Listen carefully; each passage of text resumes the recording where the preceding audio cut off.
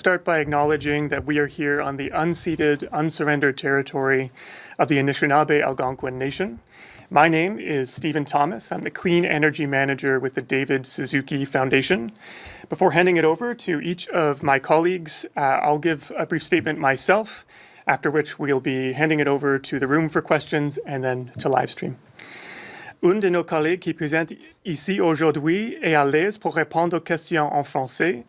Et on a des autres porte-paroles qui peuvent également répondre aux questions spécifiques en français après cette conférence de presse.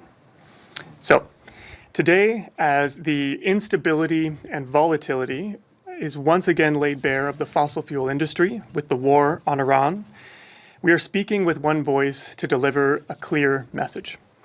Canada must invest in a clean, connected Canadian grid.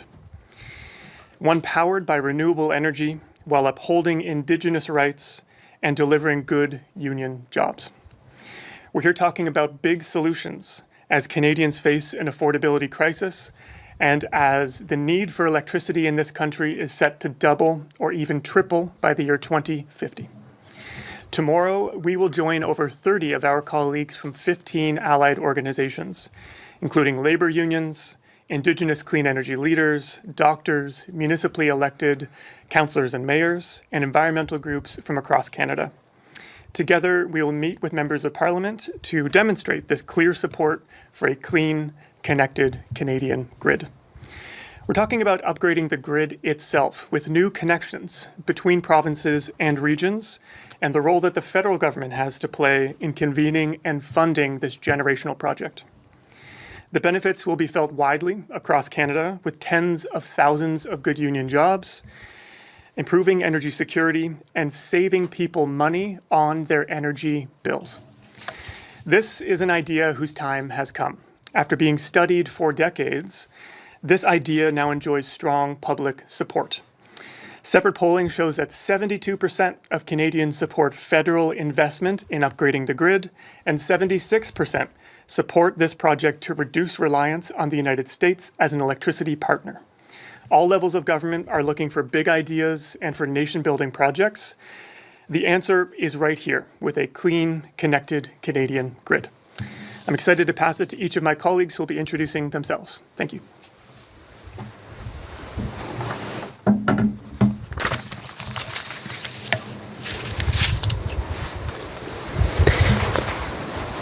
Tansegakiao, Melina Laboucan-Massimo, Nia Nihiao Kinaskumtanawao.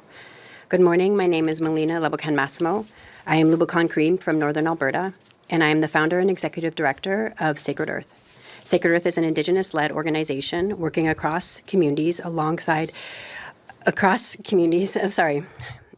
Earth is an Indigenous-led organization working alongside communities across Canada to advance a just and equitable energy transition.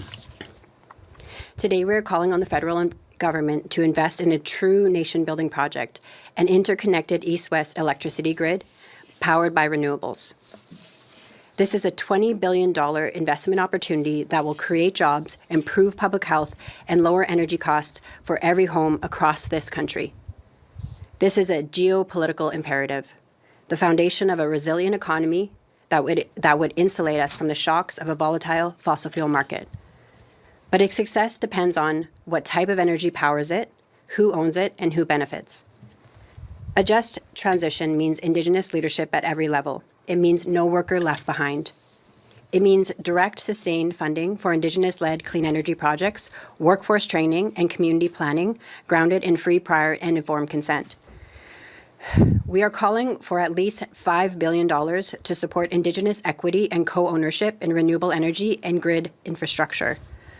Prime Minister Courtenay must seize this opportunity to show that he has not abandoned his commitments to Indigenous peoples.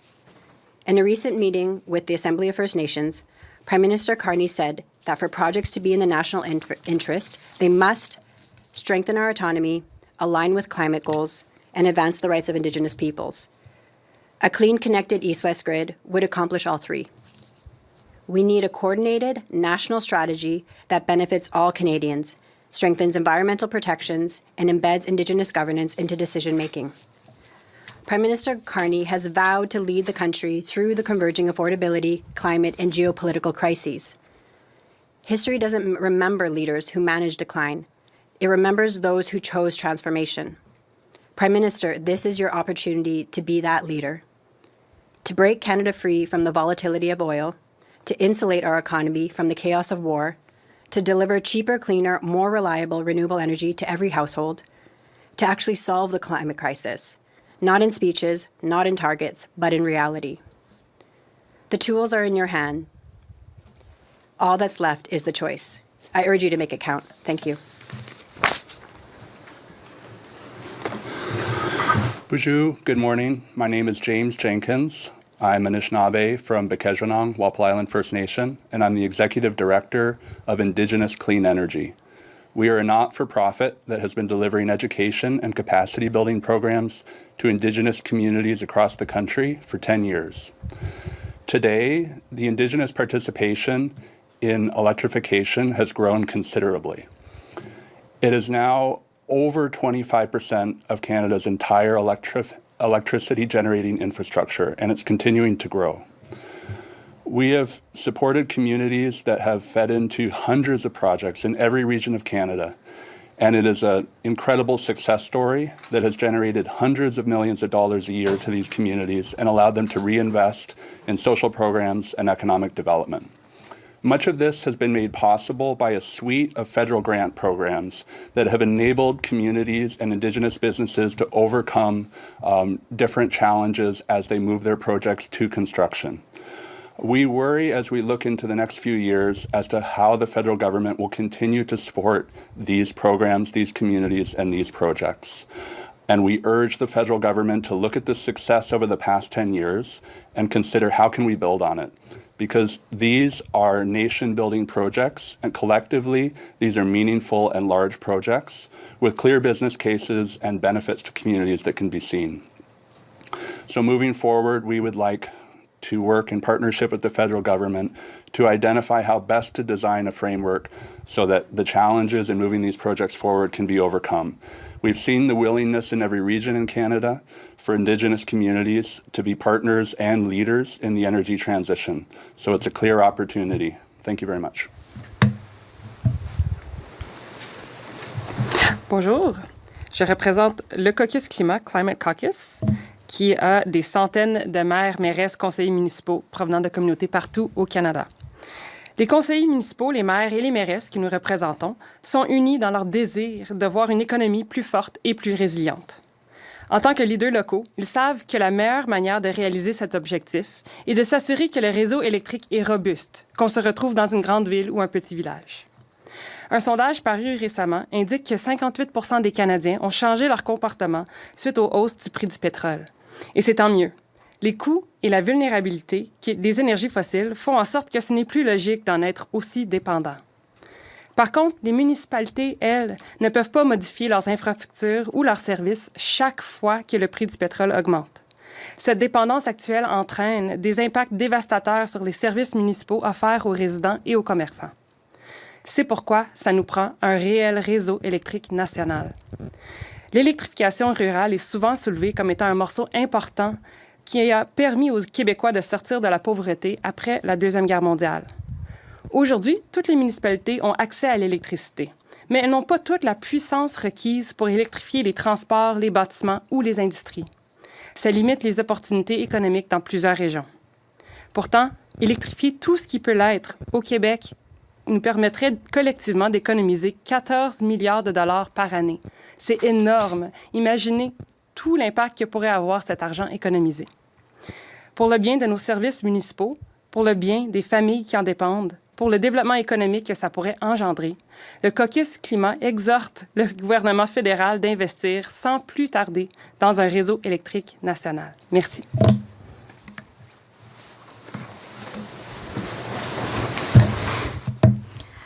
Good morning. My name is Dr. Helen Hsu, and I'm here on behalf of the Canadian Association of Physicians for the Environment.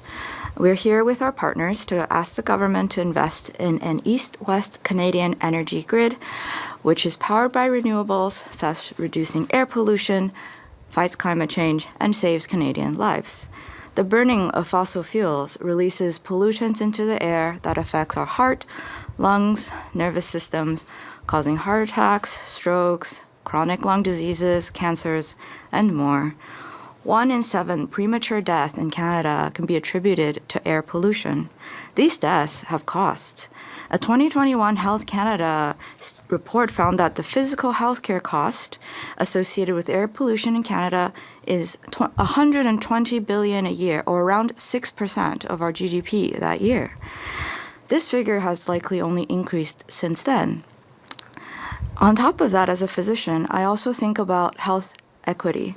The impact of climate change will be disproportionately felt by those who are the most vulnerable in our society. Those who are physically vulnerable, so children, pregnant women, the elderly, those with physical disabilities who are the least able to physically cope with the impact of a changing climate, those who are financially vulnerable, who are not able to afford adaptation measures like air conditioning units, air purifiers for those extreme heat, wildfire days that are becoming more and more frequent. And I think about the geographically vulnerable regions of the Arctic, of impacting mostly Indigenous and Inuit communities, which is warming at 4 times the rest of the world. And so we call on the government to invest in this national grid as not only a climate measure, but a life-saving measure and an important step in the just energy transition. Thank you.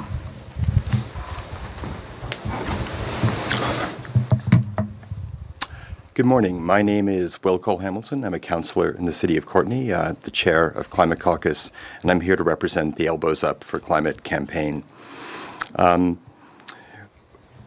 Elbows Up for Climate is a coalition of more than 280 mayors and councillors from across the country representing over 10 million Canadians. And as local leaders, we know that understand how critically important a national east-northwest energy grid is for our communities and for local businesses. And we know that the government understands this too. In his Davos speech, Prime Minister Courtenay said that a nation that cannot feed or fuel or defend itself has few options. These words are even more true now than when they were spoken as we endure the second month of the Iran war and the global energy shocks that are rocking Western nations, their consumers, their economies, and everyday people here in Canada.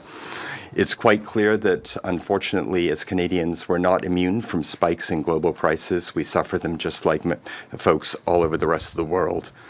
So what we need to be truly sovereign is to have our own stable, reliable, renewable Canadian energy grid.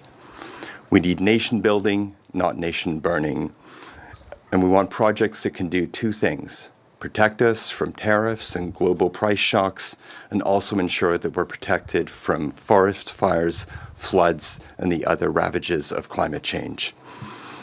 We need to electrify our economy, including how we get around and how we heat our homes.